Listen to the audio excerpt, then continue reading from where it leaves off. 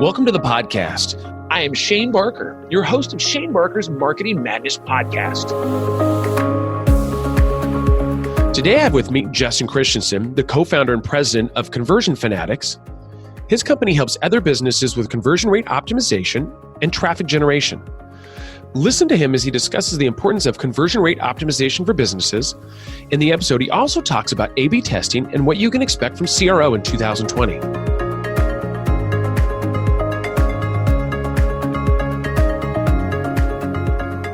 Well, cool. Let's jump into this. So, once again, you have, already sent over some of the questions and stuff. It's, like I said, pretty basic interviews. I didn't even look at them, but I usually don't. No worries. So. Like I said, it's not, I'm not here to try to make you say anything funny. It's all the stuff that you guys currently do. I don't think there'll be any issues. So I'm excited. I prefer going in blind anyway. So nice. You going? Okay, there we go. I like that. I've done probably 300 podcast interviews. Really? So you're at the 300 mark. I think I've done probably 40 or 50, and I was pretty proud of that. So you're jumping 300 mark, huh? There was a time where I was doing like 20 a month.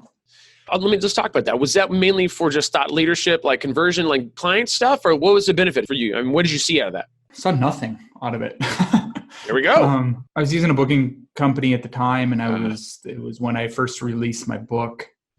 And I just went all in. It's like the more content, the better. Just wanted to educate people. And I wouldn't say nothing. We can't quantify it or put direct correlation to all of that effort. But I've definitely had people, it's kind of that multiple exposure angle. Yeah. I've had people come and say, hey, I've seen you guys everywhere. I've heard of you guys before. And I've had people come to me and say, hey, yeah, I've heard you on a podcast. But it was just a lot of work. Yeah, that, and then it's hard to find. For you guys, obviously being optimization, it's like you want to find out, like, did it work, right? I mean, I'm spent whatever, 10 grand, and like, what did I get out of that? Other than some people saying they heard me, I get that. And I think overall, you get the exposure side of things, but it's like, how does that, for you want to know the numbers, right? I mean, that's really what it comes down to. Like, that's great to say we have this happen. You're like, oh, that's awesome. But like, how many people bought my book, or how many more clients do we get because of that? So, and that's always a little more difficult to do, I would say, with podcasts. It is. Yeah, for sure. But yeah, cool. I'm an open book, so ask me whatever. Sweet. This will be a good interview. I'm excited about this. So the goal today here, we're going to talk about how to improve your conversion optimization skills with, obviously, Conversion Fanatics Prez, Justin. So here we are. Here we are today. So what I wanted to start off, and I do this in all the podcasts, is just kind of like, where did you grow up? Just kind of give us a little background on where you grew up and your family size, all the fun stuff. Oh, well, I'm the oldest of two kids. I've got a little sister. I grew up in actually rural North Dakota, of all places. Very small farming, ranching community of about 400 people. Just grew up heavy with the hard work ethic.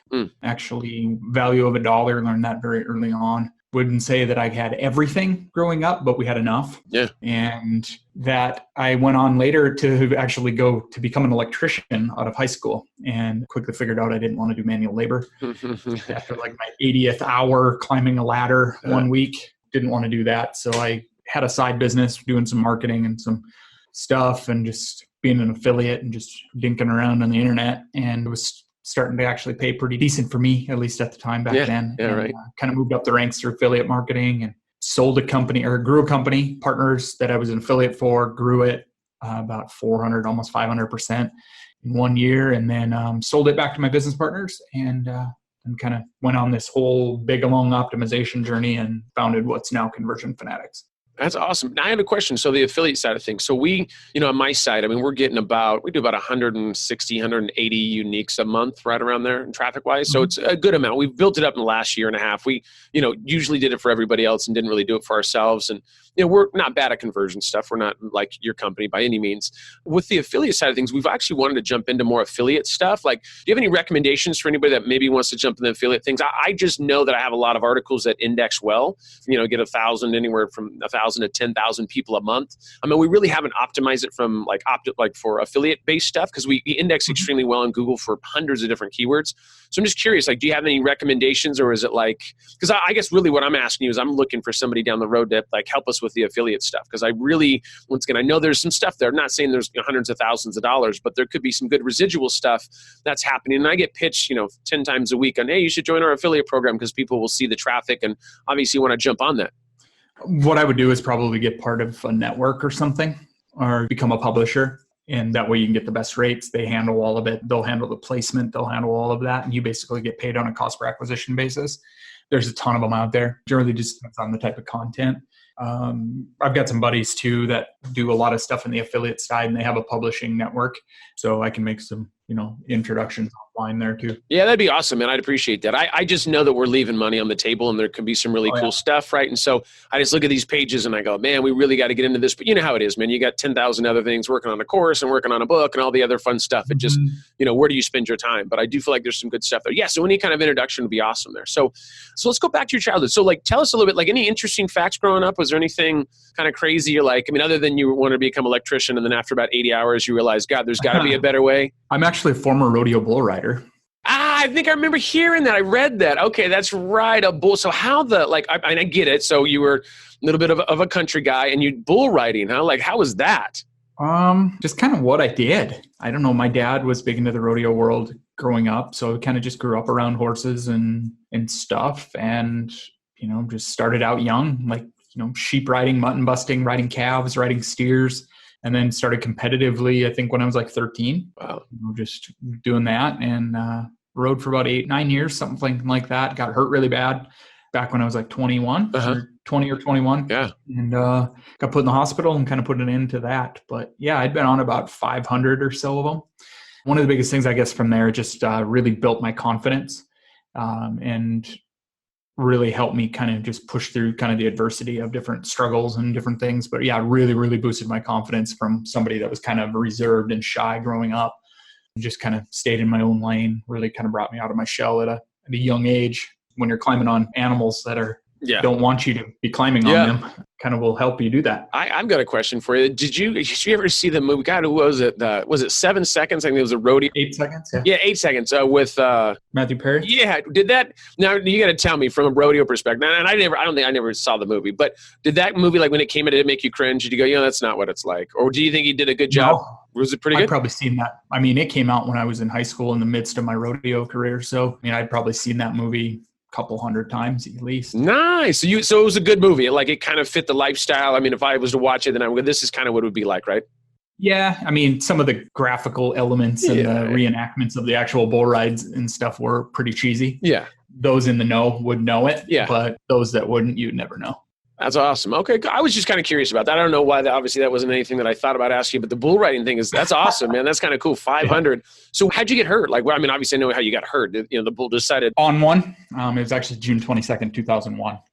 Wow. I remember the date. It was just at a bull riding competition and bull stepped on me wrong. I landed underneath him and stepped on me. He didn't even have any horns. He wasn't a mean bull. He wasn't anything like that normal stereotypes are. Stepped on me and big laceration down my leg and down my hip, and went to the hospital, had surgery, and spent about 7 days in the hospital and went home and recovered for 7 months. Oh, God, that's crazy. But yeah, it was just kind of a freak accident. Yeah. It is what it is. And it was the worst one that I'd ever had. I'd broken fingers and broken toes and had stitches and other things, but that was broke ribs. But other than that, it was pretty straight, I love that. You're other than that, it's pretty straightforward. I mean, other than cracking my face and breaking both my legs and then having my arm cut off. I mean, other than that, it was another Saturday. That's what we do. You're safer on their back than you are in front of them. I would imagine that. I would much rather be on the back than staring one in the eyes and going, hey man, let's just try to work this out somehow. Let's not get violent. Yeah. And we already talked about this. So you're currently living in Austin. So how long have you been in Austin for? I moved here 2007. So what's that, 12? This is year 12? Yeah. 12. So yeah, we just celebrated 12 years. So it'll almost be 13. Actually, May will be 13. That's awesome. And did you end up going to college or no? Yeah, I actually went to become an electrician when I went out of high school. Went to 2 years, got an associate degree in electrical technology. Worked on a coal mine for a while, did some electrical stuff and didn't like it. But I've always been pretty handy. So I went there, and I actually went back to a school for a brief period of time when I was a touring musician. I've done a whole lot of stuff in my career. I love that. I was a touring musician and went back to school, but then dropped out about a semester and a half away from graduating because I was making more money as an electrician and just couldn't see myself doing what it is I was going to school for. So you said traveling musician. So what did you play? In that band, I played bass and sang. So yeah, we were one of the top club bands kind of in the Midwest. Played 3 to 5 nights a week, various bars and fairs and casinos and all sorts of stuff. The whole thing out there touring, huh? That's funny, man. Yeah. I love it, man. Every once in a while you get a guest that's just like how old are you, if I can ask you? Just turned 39. Okay, so you're sneaking up in your. I'm 44. So it's funny when I talk to people, like they'll say, well, we talk about like what I've done or like things, and I forget stuff. Like I'm like, oh, I did this, and this. And I'm like, oh yeah, and I forgot. Oh yeah, and I teach at UCLA. And they're like, how do you forget that you taught at UCLA? And I'm like, well, just because like in the midst of everything, like it's like there's like so much stuff, and I try to put it like Shane 1.0 is like, oh, this was my hospitality years. This was 16 to whatever 25, and then like try to break it up for people because I mean it's just when you get into those older ages, older ages. I mean we're you're sneaking up on your 40s. You're not old by any means, but it's just crazy. Like you're like, oh yeah, now so it's 2 rows and a band, and then oh hey, I used to ride bulls, and hey, I built a helicopter when I was 7 years old. You're like, oh, I kind of forgot about some of this stuff. It's like you look at all the different things. It's kind of cool when you talk about them. You're like, oh, I kind of forgot about that. That was fun. Yeah, and I mean, I look back. It was 20 years ago I graduated high school, and you're like, what the heck? Isn't that crazy? Like, where did that come from? I always joke around about this. So I have 25 years of experience in the digital space. And the reason why I bring that up is,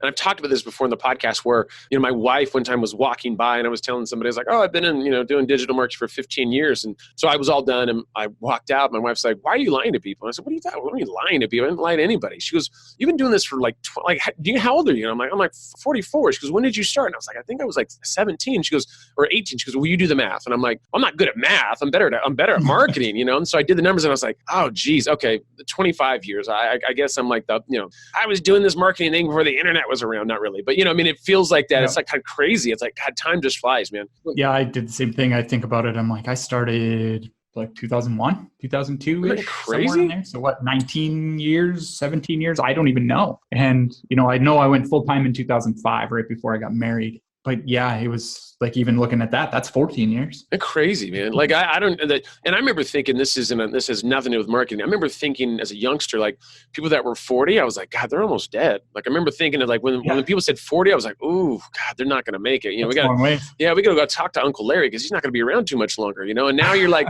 I'm like 44 and I'm like, I feel, pretty healthy. And, I've got a few things, back got hurt from some stuff from CrossFit and legs numb from running. And, but other than that, not quite, I'm not breaking and I didn't have a bull attack me or anything like that. Or, I didn't ride 500 bulls by any means, but I don't know, man, it's just kind of interesting, like just when you get to that certain age. But so how did you jump into the marketing space? I mean, obviously you're like electrical engineer, you're doing this kind of stuff, making some kind of money, side of money on affiliate stuff. And then you jumped into the marketing world. Like how was that transition? Yeah, actually I started out in network marketing and figured out that I did not like bumping into people and asking them if they wanted to make some extra money.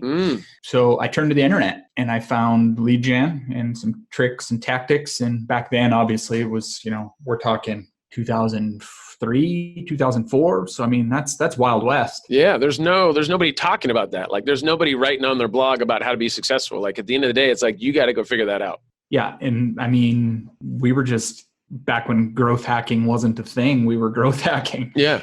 Just trying different things and seeing what stuck. And fortunate enough, we got to try a lot of stuff without having to like work the system and, the slaps and all of the things that Google and Facebook, and obviously Facebook didn't exist. So we just figured out lead generation online. And then I quickly kind of moved up the ranks to #1 affiliate in a company. He wanted to expand. So I partnered with him. We grew the company. I was with him for about 3 years or so, and then I sold it back to them. It was just my time to leave. And because of some of the information that I published there, it was an information training company, and published a bunch of case studies and split tests. And I've been split testing and doing optimization since before there was software to do it, splitting AdWords ads and, running different articles and all of those, kind of crude ways that you could do it back then. Yeah, I published some information and people just asked me, what am I going to do next? And what can I do for the implementation? And I've always been just kind of the get stuff done guy, and did the implementation and setting up landing pages and doing all that. So I kind of went that route and set up some campaigns and stuff for some clients.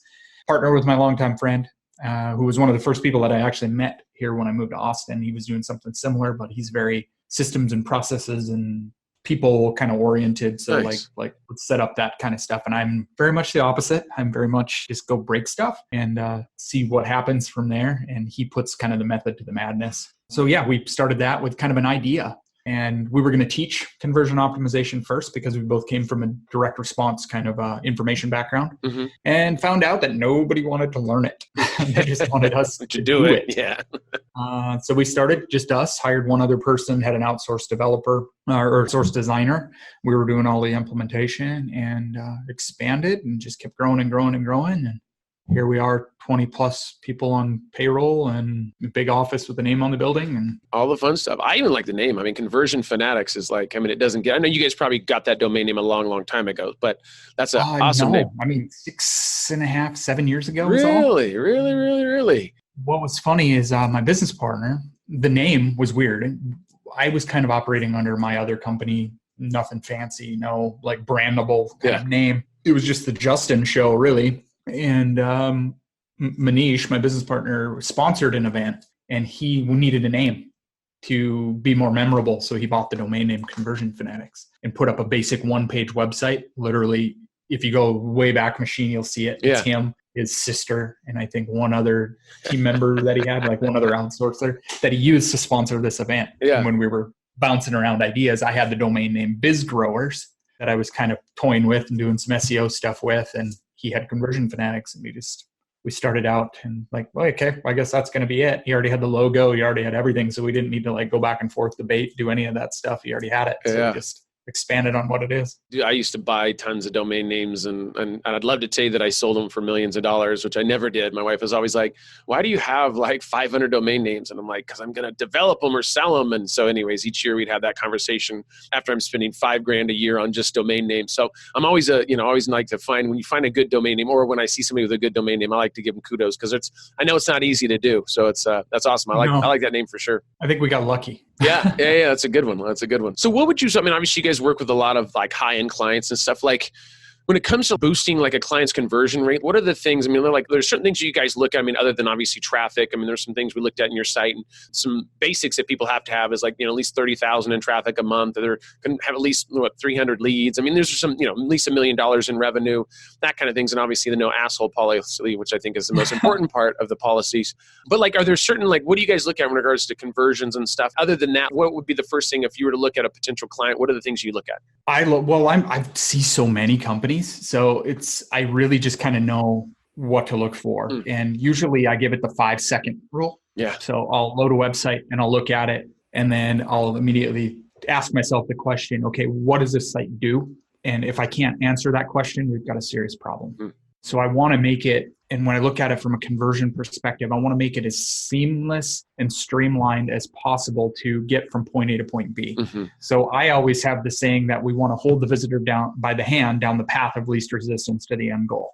And I just go through that. So I'll take a quick browse. I'll land on their homepage. I'll see, okay, do I know exactly what they do, what their USP is? Do I see a clear call to action? Do I see products available for sale on that homepage? And we're talking e-commerce here. Yeah. So typical, like Shopify environment, do they have products available? Is that clear and concise? And then what does the rest of that journey look like to the checkout page and even beyond, depending on where we're at and what type of platform they're on.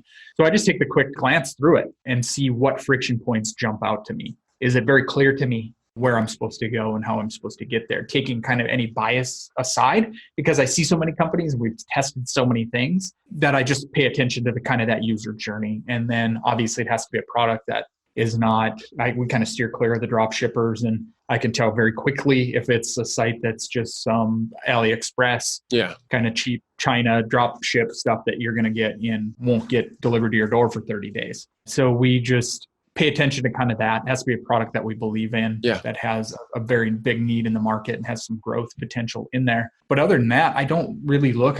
We focus so much on the UI UX side of things and understanding that, I could talk ideas all day long and look at a website and come up with 200 things to test. But until we start gathering data and actually start looking at it from a both qualitative and a quantitative perspective, is when we really start fleshing out some of the details. Because what you or I think at the end of the day isn't going to really matter. It's what the visitors interact with the most, what they pay attention to, what they ignore, where they're falling off in that process, what holds the most weight in their eyes, that we can then build a list of tests and actually use that to inform future tests. Because it isn't as simple as just making a list of 200 ideas and then just going down the list. You're not learning anything and expanding on anything and evolving your marketing message with that. Well, I think that's what's awesome. What you touched on is that really, and this is, I think, difficult for a lot of people to understand it. It's not what you like, right? It's what your customer likes. And what I mean by that is we get that from like an SEO perspective. Like people will be like, well, these are the keywords. And I'm like, yeah, but if nobody's looking for that keyword, who cares? Like you think that you should have a green button here or whatever it is. I hate to say green button because that's not, the number one thing that people are looking for, but there's something that you think. And at the end of the day, it's who cares what you think? It's what the customer thinks. And it's that the customer, their journey and how they go down it and looking from their perspective. I think that's one of the most difficult parts, right? Is people don't think about it from, you go and you look at a website and if there's 15 different things you have to do to get to the checkout page, well, that's a problem, right? That's obviously, you have the more things in the middle of this thing that's going to make it so that you can't convert, you're going to have a drop off of 5% here and 7% here and 8% here. And then by the end, you have 1% of the people that can actually get to the end. Yeah. I mean, I had a website the other day that had 98% drop off by the time they got there. By the time they got to the cart, we're not even talking checkout. Not even buying. We had another 70% abandoned cart. So they put 100,000 people on the top of the funnel and you have like 6 come out the other side. It's crazy. So yeah, I mean, I see a lot of people do that. We'll get companies that come to us and be like, yeah, we need some conversion help. It's like, yeah, we're ready to get started, but first we're going to redesign our website. Like, holy smokes, you guys need to back it up. And then they come to us in 3 months and say, hey, why is my website not converting? It's like, did you base any other redesign on any data whatsoever? Or did your marketing guy say that it looked better? Chances are they just said it looked better. Yeah. Oh, we want to refresh our brand. Like, well, nobody cares. Yeah. about that. And I think that's what's interesting is that it really, and most people don't base it off of the data, right? They just base it off of feelings, of emotions. And this is what I think, this is what I've read or whatever. And it's like, at the end of the day, who cares about any of that? Like, it really comes down to like, what's going to convert. And I think people, get the idea of A/B testing, but I don't think they really understand what goes into that. Like, I mean, the amount of work that goes into that, like it's extreme. I mean, obviously if you A/B test enough, and you get it down to you have a working funnel, like life is phenomenal. But to get to that point, it's a lot of time. I mean, people have most people don't put up websites with intent. We don't know what I mean. The same, it's like they put websites up just because they need to put a website up. It's informational, but they don't really think about that journey, or they don't think about keywords, or they don't think about any of that stuff. And so that's when I think and that's where, like once again, when you guys said, hey, we love our clients, but we're very picky. I think you guys are at an awesome point where it gets to that, where you just look at it and you go, no, this is going to be a good fit. You'll know instantly, or no, this isn't going to be a good fit because they have a good budget, but we're going to redo everything. Like this is not even like they're going to think this thing is awesome and they're 80% there. And we're looking at it going, you guys are like 5% there, if that. Yeah. And what people think too is they don't look at conversion rate optimization and A/B testing as two separate things. They think that you can just go out and A/B test and that is conversion optimization. That's not conversion optimization. Conversion optimization is the holistic picture of things, of how the visitors behave, what they're telling you, what they like, what they dislike. A/B testing is only the vehicle that we use to prove or disprove the assumption that we have. Yeah. So that's just the vehicle we use to measure whether we're right or not, and by how much. And people just think, oh yeah, if we just tested this orange button versus green button, we're going to be better off. Instead of saying, why are we testing that orange button? Well, it's because it's more accessible on the page and it's going to draw more attention to the call to action, which in turn increase the click-through rate and whatever that hypothesis is, and really answering the question why we're doing something.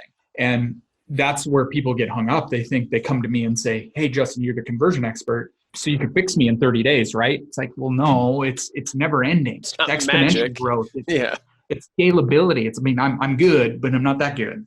And it's the scalability and the exponential growth and the long-term evolution, because there's things that conversion optimization impacts that is more than just the conversion rate. Yeah. Because that could stay exactly the same. And we be testing and getting wins and evolving and everything. But at the end, by the time we come out, you got 60, 70% more revenue that's coming through the door, or more profitability. We've had companies come to us and say, hey, you reduced our support tickets by 20% on the weekends because you answered this one question. It's like, great. So we saved them a bunch of money on support and made happy customers. And then that impacts lifetime value and all of these things that we can't quantify, from making it easier for people to identify and connect with us and then in turn do more business with us.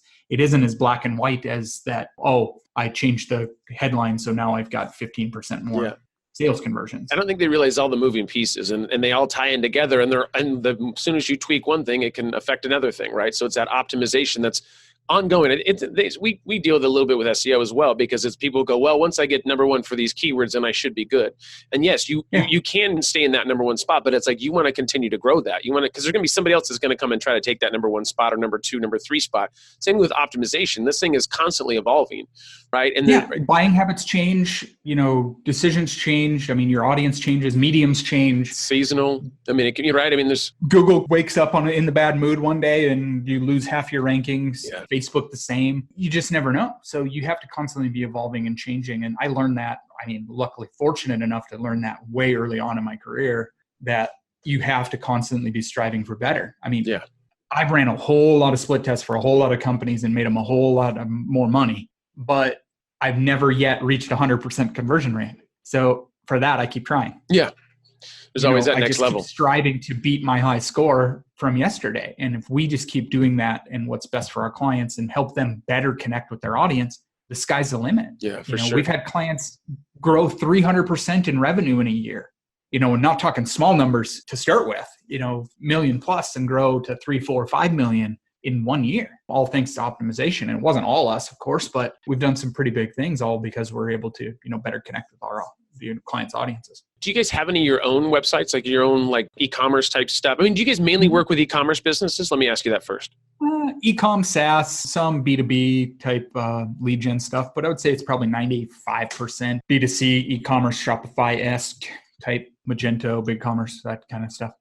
And then do you guys have any of your own sites, any of your own e-commerce sites that you guys currently run? Yeah, we have one that we actually just invested in about 2 months ago. Nice. Well, it's because the reason I'm asking that, because, for me, I always look at this and we, do this for clients and we do SEO and everything's great. And then all of a sudden they're like, hey, we want to stop doing this. And I go, God, man. And so, you got to a point where I was like, why don't I just start building my own sites? And I know what I can do from an SEO perspective, get those index for them, sell leads or do whatever that is. But, I think it comes down to you help all these other companies with conversion-based stuff and you're great at doing that. And then there's a certain point it's like, maybe I need to do this for myself as well, right? Start building that e-commerce side. And I know I've talked about doing more e-commerce stuff or doing something like that, but I think in regards to what you guys do, I mean, I can get somebody number one for any keyword, obviously depending on budget and how competitive it is and all the fun stuff. But I think for you guys, I mean, it's kind of cool that you guys are now taking on kind of a side project and doing your own stuff. Well, we'd always kind of talked about that from the beginning, but we didn't obviously know that coming from a direct-to-consumer, high volume, instant gratification, instant feedback type environment for so many years, then jumping into owning an agency now. Yeah. Completely different. Yeah, for sure. You do something today and we might not see it for a year. Yeah. Very much like SEO. Yeah. You build and build and build, and 6, 8, 9, 10 months later, you might see, oh, hey, we're moving up in SERPs now. Yeah. We're good. Yeah. But it's the same thing now. So we had started a couple companies. We're not very good at starting from scratch. So it's obviously that's a lot of legwork that you have to go through to, find a product, research a product, source a product, build the assets, find the audience, do all of that startup kind of stuff. We had went down that road a couple times and a couple things derailed us. We were going through a potential merger at the time that kind of derailed us. So we had to put that project on the back burner and ended up just closing it. And then we decided just recently that, let's just find good quality products with a good audience and a starting point that we can come in and just do what we do best at. And that's, really grow it. And about a month and a half ago, we started with the company, struck a deal and took over marketing, took over some of the operations stuff and are now growing it. And we'll see what happens. But so far we're getting it back to where it used to be, at least so far. So how did that work? So it's funny, the reason I'm asking is, so one of my big things, probably 2021, I think, is I really want to buy some businesses, right? So online businesses where I look at it and go, okay, they're doing this right, but God, they could double and triple it. Like, why go in and offer my services instead I can just offer the partnership? Is that kind of what you guys did in this situation? Kind of. We had to come out with a little bit of cash. Okay. Yeah. It wasn't much, but in the grand scheme of things, but it was really our first one. Mm-hmm. But this actually fell in our lap. They called us in a panic and happened to be local. Showed up, did a one-on-one in our office one day, and we just kind of locked ourselves in the conference room. And just the more I got looking at it, the more I saw the potential circled with it, saw the potential there. So we partnered up and are taking it over. It's got some a ways to go to get it to where we need to be, but Black Friday, Cyber Monday should pull us out of the kind of the hole and really get us set up for a great next year. And we're just trying to get there, everything, traffic and everything sorted and organized, but we've been able to steadily increase it, as far as conversion. I'm looking today, conversions up 52% from over yesterday, revenues up 70% through the day. But this time of year is absolute terrible gauge of, of any rational buying behavior. Yeah, all the crazies come out in a good way. Yeah. Well, that's cool. If you want to let us know the companies you either can or not, if so, we'll put it in the show notes as well. If you guys want to. Yeah, I'd prefer not to say it right now. Yeah, but, no worries. No worries at all. We're just looking to do that. And we're actually in talks with a couple other ones too. So we're just going to take our expertise and kind of our solutions and stuff and expand it that way. And my business partner just kind of taking it over. And we're going to eventually build an actual team for operations around all of that, kind of a parent company. Yeah. That's kind of the direction we're going because we're kind of tired of making our clients so much money. Dude, I'm telling you, that's why I was asking you. That's why that question came up, because for me, I look at it and I go, man, we're doing all this good stuff. And it's like, you know what? I'm just going to go, I'm literally like Empire Flippers as an example. I've been listening to their podcast and I'm going to start looking at these businesses and great, you want 40,000 for your business? I know that I can double and triple that. I'll come in and buy your business. And I'm looking at that. I'm even tempted to like put something on my website saying, hey, people, I'll buy your business. And of course, I don't necessarily want to, 10,000 inquiries on, you want to buy my drop shipping business out of China. But, like the right type of thing could make sense. So I don't know. I'm intrigued by that because as you talked about, it can take you 6 months, 8 months, a year to get a business up and going. And I'm like, I would much rather spend whatever that 30, 40, 50,000 just to buy the business and either move them out of the way or whatever, partner up or whatever that may be, and then let us do our work. Because I find that a lot of the times with clients, and God bless my clients, and they're all awesome for the most part. It's like, you get to a point where you're trying to, tell them what to do, and they're like, oh, we want to do it a little differently. And it's like, okay, but you hired me though, right? Like I want to make sure we're on the same page. Like if you know what to do, then why are you asking me? And you wouldn't be asking me if you knew what to do. Like let's just be honest, right? Like I don't want to be rude, but there's this thing called I understand how to do this. And so if you don't want to believe and implement what I'm saying, then what's the point? Like, why are we going to move forward? So that's kind of like, and that's where I know you said, kind of picky about your clients. We're the same way. Like I want people that get it. Like, hey, listen, I understand that I'm going to have to let someone give you the reins for the most part, right? You can approve some stuff, but at the end of the day, like let us do our thing. And, I can show you plenty of case studies and things that we've done where things would be successful, but you got to let it the reins a little bit. If you're just going to like micromanage this and make it so the approval process is terrible, then why move forward? Yeah. That's what we're doing with this company that we just partnered on is we just said, you're good at making a product and you're good at connecting with the audience. You built that audience. He's asking us, like, what should I do for video? I'm like, do you, man? You built an audience of, 50,000 plus people on your own. Yeah. So if I step in, I'm going to screw it up. Yeah. So let us just do the marketing side. And we completely overhauled the website, completely did a bunch of other stuff, asked a bunch of qualitative stuff and fixed the traffic side of things and kind of got everything sorted and organized and, went from spending like $100 a day. Now, I think yesterday we spent like $700 on Facebook ads. So we're kind of inching it up there. Yeah, for sure. And getting back to where it needs to be. And it's just divide and conquer. Really, if that's what you guys are good at and you guys suck at marketing, guess what? Find a marketing company because it makes sense. People are worried about, well, then it's a 50-50 this. I'm like, what is 100% of what you're currently making? Like really, let's do the math on that. Listen, I get you're giving up 50%, but where are you at currently? You're obviously not doing phenomenal. We wouldn't be talking about this. If you were making all kinds of money, you'd be, you'd hire somebody to count it. You'd be on the golf course. Like you're a little stressed out about something here. Like we do that well, you do this well. Why not talk about, some kind of a merger? So that's awesome. I know we can't talk about it now, but maybe down the road you have to give us an update on that. I'd love to, anything I can do to help you out with that as well, man. I love seeing that kind of stuff go. So yeah, it's been fun. It's actually brought some life back into me loving this business again. Yeah. Obviously, you get in the day-to-day grind of, agency work and, we work with 40 plus companies. And when you're doing the same thing over and over and over again, you kind of lose your creative edge, and that brought it back for us. And it's been exciting, kind of frustrating and exciting at the same time, but we've been having fun with it. That's for sure. Yeah. And that's the deal. I think that is important because once if you're doing this getting hit in the head every single day with stuff, and it's just like, okay, you do need those kind of projects that, I'll do that with my team every 6 months.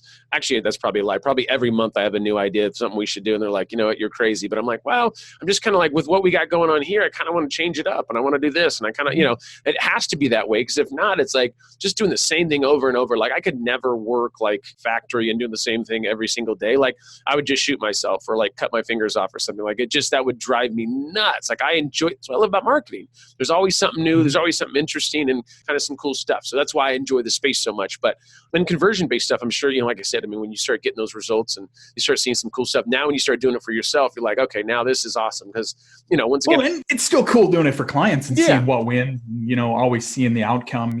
We'll have big wins, come through 20, 30, 50% improvements, that come through once in a while. And we're like, wow, or really surprised at the outcome, or we all bet on that one thing would win and the other one. Yeah. We're still proven wrong, even though we test a lot of stuff. That's what keeps it interesting. But yeah, it's a fun business that's ever changing, but at the same time, there's a lot of monotony to it that makes it kind of a revolving door a little bit. That makes sense. So what are some of your favorite like optimization tools, like conversion optimization tools? Like I know you guys like VWO was one I think that you had talked about using, but anyways, tell us about some of the tools that you guys like to use. Is there any tools that like are your favorites, I guess? Yeah. Hotjar is the heat map, click map polling kind of recording tool that we use. That's kind of our favorite. And then we use convert.com is our preference. If we had to pick a split testing tool, we're certified with a bunch of them, but that's pound for pound, dollar for dollar. That's kind of going to give you your best bang for the buck. And that's it, really. We don't reinvent the wheel. We don't like to overcomplicate it with a bunch of different softwares. We use Google Analytics. We use secondary analytics sometimes, but usually just heat map solution, the normal CRM, and a split testing tool. And we just get to work. Nice. So what do you see, do you see it, and obviously you've been doing this for a long time, you see any crazy changes in regards to like CRO in like 2020? So anything, I mean, that's what I love about what you're talking about is that there's always new software, there's always new this, and you guys are really just kind of keeping it down to the basics, right? I mean, it comes down to the analytics, it comes down to conversions, A/B testing tools, and then you see like how this thing kind of comes out in the end. But is there anything you see different maybe in 2020 that maybe could change things? Like, is it voice? Is it, anything interesting? I mean, yeah, voice is obviously prominent. Everybody's got a platform or whatever have you, voice recognition type thing. I mean, that's probably more your ballpark on the SEO side, really on the conversion side. But I'm seeing a lot more personalization creep in, really siloing visitors and bucketing visitors. So as they come back, they get a different experience and just making it very a personalized experience, calling you out by name. Amazon probably does it better than anybody right now, where there's, they show you what you frequently bought, or they have a very smart engine that shows you, recommend products and bundles and all of those things. So we're seeing a lot more personalization. There's a lot of talk still about AI, but I don't think it's there yet. Yeah. Still's got a ways to go to get ultimately where it needs to be. But, machine learning is obviously can do a lot of the heavy lifting that it once couldn't, but still there's that manual element to it, because at the end of the day, we're dealing with people. Yeah. That's everybody's buying target demographic. It's just people to people at the end of the day. So we got to understand their behaviors the best that we possibly can. And I think it takes that human element or that human touch to really monitor it. And really, I haven't seen a whole lot change in that regard in my entire career. Yeah. And I don't foresee it changing in the very near future, but I'm guessing it'll, as machine learning gets smarter and allows us to do more things, the software is going to get a lot more critical of the different elements that we're changing and making those manipulations based on those behaviors. But for now, I think it's just still a lot of more of the same, and just leaning to more of a personal touch and making it a very unique experience for visitors, because we're seeing longer buying cycles. And we're seeing longer attribution windows rather than it used to be see the ad, click on ad, see product, buy the product. Yeah. Now it's like, I need to learn more about it. I need to go to Instagram and do the reviews. And customers come back, it's like this is their 7th interaction with your website in the last 5 days. Or it's, and they're seeing that. And we had a long discussion about this at a mastermind that I spoke at earlier this year too, is the attribution window. People just immediately race to the discount and try to give you a 10% or 15% off because, hey, you forgot something in your cart. Yeah. It's like, no, I didn't. I just did not trust you yet. Yeah. Or I had some additional questions that you didn't answer. So we're leading that and opening it up to maybe instead of a 2-day or a 1-day buying attribution window, we're opening it up to a 30-day and educating and building that trust and rapport with the audience long-term, rather than, just going for the jugular right away and saying, hey, buy my stuff, buy my stuff, buy my stuff. Yeah, no, that makes sense. I mean, I think, that things, people get nervous after, hey, if you don't convert them today, then you're going to lose them. So we got to give them the discount to hurry up and bring them in. And I do think, depending on your product or service, like that, it can be a longer process, right? I mean, once again, just especially these days with reviews and all that different things that tie into this, like people want to feel like they're educated on making that right decision. And once once you go to the discount, it's hard to pull up from that nosedive. Or you can't. I mean, that's the thing. It's like, what do you do? Just offer a deeper discount? You can't. I mean, you're not going to get paid full price. Like, at that point, you've already blown it, right? Not blown it, but I mean, it's, it's like at this point, they're like, okay, well, shoot, after one day. I mean, for me, I'm a little bit evil. Like when it comes, like, if you give me a 10% discount after one day, I'm just going to keep waiting because I know you're going to hit me with a 15 and maybe a 20, like, right? Or I mean, what I'm really bad at, and this is terrible, I'm going to admit this, but when I'm going to buy something, and if you have a little thing that says coupon code, that means there's a coupon code on the internet. Oh God, I'll spend an hour to go save $7 just to and which is, most people don't do that. And you shouldn't do that. If you're listening to this podcast and you're young, don't do that. That's rude. That's not the way to do it, but that's what we do. The website Honey just sold for whatever, $4 billion. That's a coupon code engine. Yeah, it's crazy. So it is. And it is really hard to pull up from that nosedive. And so what I've been doing with this new company of ours too, is I've been saying, okay, you can buy something, then I'll give you a discount off the second. The next one, for sure. Yeah. Or kind of doing that. But I've seen companies that'll go in and they're like, oh, everything's 70% off. And it's always 70% off. It's like, no, your prices are really bad. Yeah. And they're trying to make it up from volume. But anytime they waver from that big discount, they don't get any customers. And discount's going to bring in a crappy customer too. So I've been trying to really just incentivize people like, hey, here's a free gift. Taking a page out of Dillard's or, Macy's, you go in and buy cologne and you get a free bag with purchase or whatever. And, football phone type scenario from way back in the day. Yeah, we've done a lot of bundling. So we'll say, hey, you wanted that discount. So great. Like we've had like fitness products or like ebooks and stuff. For obviously, there's no more cost for us to be able to give them one ebook or two ebooks. So we would bundle a lot of stuff too, right? So, hey, you pay $20 for this, or we'll give you a 20% discount if you buy two, right? So now they're incentivized to, oh, hey, let me go and buy two. And it doesn't cost us any more money. It just, it increases the cost that they're spending, or the cost that they're, I guess, with the acquisition cost. Well, and if you bundle in something like a hat and a shirt, and complete the kind of outfit type scenario, one of them is going to have a much higher margin than the other one. And it's going to make up any difference you have. Because if you get that out, if your cost per acquisition is $30 and your first product's $30, sure, that would be great if I can acquire customers all day long for free. Then you get that other, and you move your average order value now is all of a sudden $57. Yeah. That makes a big, big difference. So even if you're offering a 10% savings or what have you, with the exception of this time of year being Black Friday, Cyber Monday push, where all the gloves come off and it doesn't matter if you discount, it's not going to hurt your brand. Yeah. Just go all in. Just all in. Yeah. Who cares? So tell me a little bit. So you wrote a book, right? It was a Conversion Fanatics, like how to double your customer sales and profits with A/B testing. When did you write that book? Just a few years ago, huh? I think I published it late 2015. Okay. So 4 years now, I guess. And I kind of wrote it from the standpoint of being timeless because I've seen that, it's like we've been talking about here is, that long, things haven't really changed. Yeah. It's still the same buying habits. And I wrote it in a way that I didn't want to fluff anything up. I read a lot of books and a lot of them are just fluffed up theory. Yeah. And it takes you forever to get through the book and you get 3 to 4 different nuggets out of it.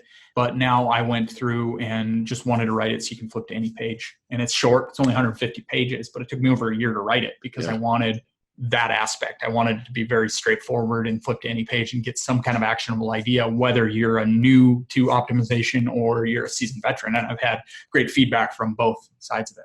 That's awesome, man. Well, congrats on that. I know that's kind of, that's my goal in 2020 is to get a book, but I ran into the same thing. Like I'm big in the influencer space. So a lot of influencer type stuff, do a lot of speaking engagements, but the hardest part is like I'm going to write a book, but it's like, I want to write something that's somewhat evergreen, right? An influencer. I don't want to talk about, Instagram when, Instagram could be gone in 2 years. Not really. It's probably not, but you get my point. Like, write about something that is like this overall arching influence has been this from day one, type situations. It's evolved a little bit, but these are the main concepts of it, like, that hasn't changed right in regards to whatever followers and stuff. So anyways, I'm kind of intrigued by that. I mean, I'll have to read your book. Sounds like if it's only 120 pages, that's right down my alley. Anything over 151 pages is difficult for me, but 150 is the mark for me. Yeah, it's actually a very easy read. I did it because of that sheer fact that I wanted to write like how I read. Yeah. And I did it. So that's awesome, man. It's an easy read. Awesome. So cool. We're getting to the end of this thing. I have a question. So if you were, so you're going to be what, 39 you said? Or you are 39? I just turned 39. Just turned 39. So if you had a chance to go back in time and tell Mr. 18-year-old Justin something, what would you tell him? What would be something that you would say, hey, dude, like this is like you went back in time, you went the Marty McFly route, now you went back and you said, hey, this is what you got to like. Probably don't get on that bull. Probably be the first thing that you say. But I think, or maybe you would want to get on the bull. I don't know. But what would be some? Is there anything you think that you're like, hey, you would tell yourself, hey, you should do this differently, or hey, don't do this, or you like the journey you've taken? I don't have any regrets. on anything that I've done, I would probably go back and probably tell myself to stick through some of those ideas. I gave up on some ideas when the going got tough, early on, that I probably should have. I basically had a software that ended up now is, I think they just took $150 million round of funding and are doing quite well with about 400 employees. So I had that software before they came out with that software and let it die. So just some of those aspects, probably just like stick it out. I kind of bounced around for the idea for a while. Yeah, no, I know how that goes. I mean, there's, I hate that. I used to, when I still do, is I write down ideas. And then what I would do is when somebody would go and do something, and I would go and show my wife, and I wrote that 3 years ago. She goes, oh, that sounds good. I wish I would have done something. I mean, there's always those. I'm like you. I don't really have any regrets. I think my path was my path, and that's kind of the way that it goes. But there are a few things that, that I would do a little differently. I think that would just, little tweaks that you learn, just through experience and through knowledge. So some of the things I want to talk about. So tell me about, in regards to, because you have a very colorful background in regards to like just the different stuff that you've done. So who are 3 people that you would want to have dinner with, if dead or alive? Like that would be, it could be whoever, like, because you have the rodeo side of things, anyways, there's a lot of interesting things. Is there 3 people that you would say, hey, these are people I would love to have dinner with? I'd want to have one more dinner with my grandmother. For sure. My first one. Miss a lot of our conversations that we used to have. 3 people. I mean, is like any musicians, anybody like that? Or is there anybody like, like a rodeo star? I mean, is there somebody, ex-president? Is there, Not really. I mean, really? I meet so many cool people and I don't get really starstruck or like, I've met billionaires to everything. And I think it's more personal than that. Yeah. I've been fortunate enough to ask a lot of hard questions to a lot of top dog people, and, having lunch with guys worth $500 million and things like that from the business front. So, I mean, I can't really pick out 3 people. It would be, I mean, the only thing that really jumps out of my head would be my grandmother. Yeah. But, I mean, not even an ex-president, because I mean, I'm not that political. I'm not any of those aspects. So, I mean, that's a tough one. Yeah. I don't think I can answer all 3. Yeah, no worries. No worries at all. And then here goes my last question of the day, other than, I got one other question. Actually, it's alive. I have 2 questions.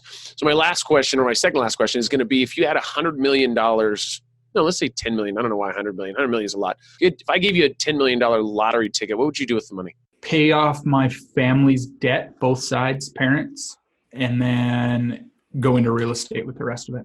Nice. I do. Well, that's funny. So I do real estate. I flip properties. So that's one of the things. It's I jumped into it just in the last year or 2 because I used to do it a long time ago. So anyways, it's kind of like, it's fun. I enjoy the hustle of it and getting deals and stuff, kind of like marketing, but a little different. Yep. Well, cool, Justin. This has been awesome, man. I thank you so much for taking the time today. If anybody wants to get in contact with you through either social media or through your website, go and give us some of the fun stuff. Yeah. So you can find me at conversionfanatics.com. You can find me on social by going to Clixo, CLYXO.com/Justin Christianson, all one word. Has links to all my social channels, YouTube, all of those fun stuff. And it's kind of my online business card. So you can find all the links in one place. All right, that's awesome. Well, good deal, Justin. Once again, man, thank you so much for taking the time today. You have an awesome rest of your day. And you guys, if you're listening to the podcast, don't forget to, if this is your first time, don't forget to download and also subscribe to it. And Justin, have an awesome day, my friend. All right. Appreciate for having me on the show. All right.